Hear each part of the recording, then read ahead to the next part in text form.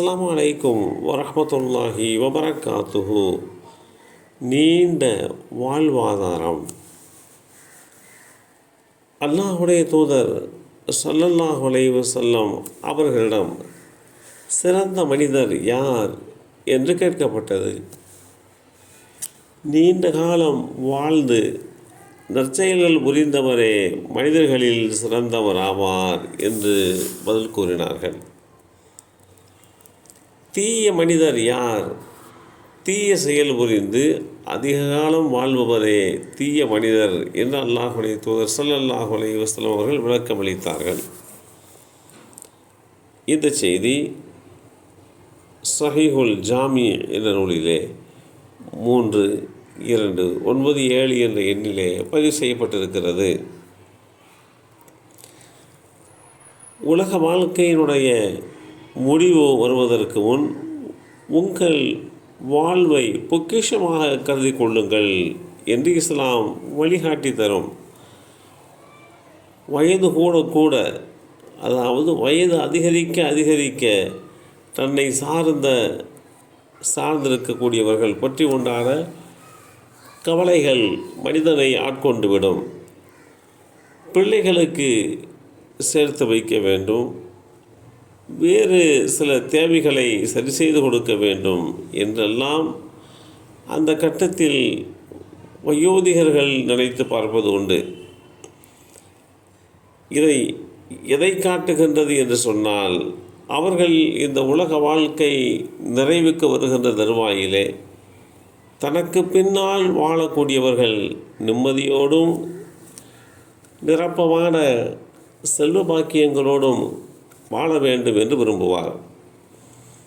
காரணம், மண்ணுலகை கடந்தால் மன்னரையை கடந்தால் மாஷர் பெருவழி, மாஷரை கடந்தால் நல்லோர்களுக்கு சொர்க்கம், தீயோர்களுக்கு நரகம். இந்த பெரும் பயணத்திற்கான ஆயத்த காலம்தான் உலக வாழ்வாதாரமாகும். இத்தனை ஆண்டுகள் வாழ்ந்தும் ஏன் நல்லுணர்வு பெறவில்லை என்ற கேள்வி மறுமையில் ஒவ்வொரு மனிதனையும் வாட்டி எடுக்கக்கூடிய ஒன்று. நல்லுணர்ச்சி பெறக்கூடியவன் நல்லுணர்ச்சி பெறுவதற்கு போதுமான காலம் வரை நாம் உங்களை பூமியில் உயிரோடு விட்டு வைக்கவில்லையா என்று கேள்வி எழுப்புகின்ற இந்த செய்தி அல் குர்ஆன் அத்தியாயம் 35 சூரத்துல் ஃபாத்திர் வசனம் 37 தெளிவுபடுத்தப்பட்டிருக்கிறது. வயது அதிகமாகும் போது உழைப்பு, சம்பாத்தியத்திற்கு உண்டான அந்த திறன், சமூகத்தை புரிந்து கொள்ளுதல், பொருளாதார ஞானம் போன்ற பலவற்றில் மனிதத்துவம் கூடுகிறது. ஆனால் மார்க்கம், மறுமை என்ற கேள்வி கணக்கு இவற்றில் மட்டும் அப்பாவியாக இருந்தால் அல்லாஹ் ஏற்றுக்கொள்வானா? கியாமத்து நாளில் 60 வயதுக்காரர்கள் எங்கே என்ற அறிவிப்பு கேட்கும் என்கின்ற செய்தியும் நபிமொழி தொகுப்புகளில் தெளிவுபடுத்தப்பட்டிருக்கிறது. காரணம், 60 வயது வரை வாழ்ந்தும் மறுமைக்காக சுதாரித்து கொண்டார்களா அல்லது மறுமை வாழ்க்கையை அவர்கள் முற்றிலுமாக கிடைக்கப்பெறாமல் விட்டார்களா என்பதை வெளிப்படையாகத்தான் அந்த தீர்ப்பு நமக்கு தெளிவுபடுத்தி காட்டும்.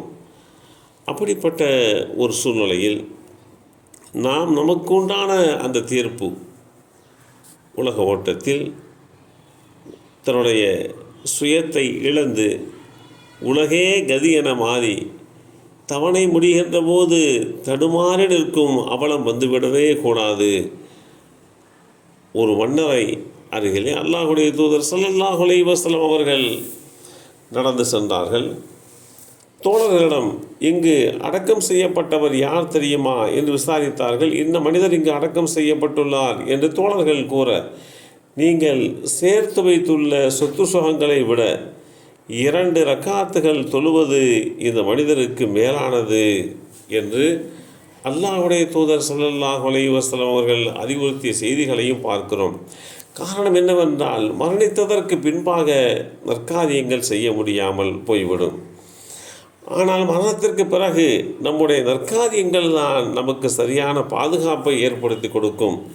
இந்த அடிப்படையிலே இந்த உலக வாழ்வாதாரத்தை, உலகத்தில் கிடைத்திருக்கக்கூடிய ஆயுளை நல்வழியிலே நாம் பயன்படுத்தி கொள்ள வேண்டும், சேகரித்து கொள்ள வேண்டும். எல்லாம் அல்ல அல்லாஹ் அருள்வாளிப்பானாக. அஸ்ஸலாமு அலைக்கும் வரஹ்மத்துல்லாஹி வபரகாத்துஹு.